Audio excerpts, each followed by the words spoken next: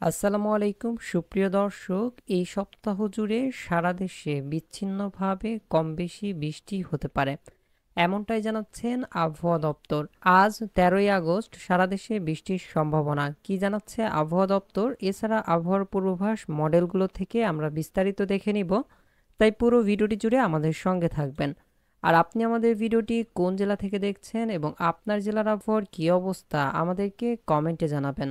এই মুহূর্তে আপনারা কৃত্রিম উপগ্রহ চিত্রে দেখতে পাচ্ছেন বঙ্গোপসাগরের মাঝে ও উপকূলের কিছু অংশে মেঘের উপস্থিতি রয়েছে। বঙ্গোপসাগরের মাঝে বৃষ্টিবাহী বজ্রমেঘ দেখা যাচ্ছে।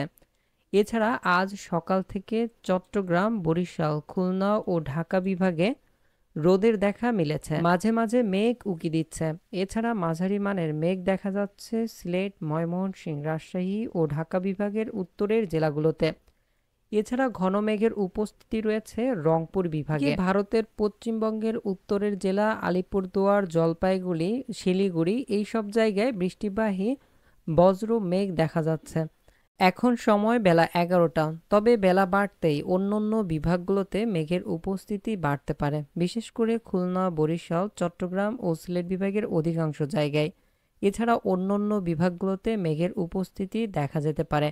আগামী ২৪ ঘন্টার মধ্যে দেশের কোথাও কোথাও মাঝারি ধরনের ভারী বৃষ্টিও হতে পারে। সেই সঙ্গে এই সময়ের মধ্যে দিন ও রাতের তাপমাত্রা একটু বাড়তে পারে।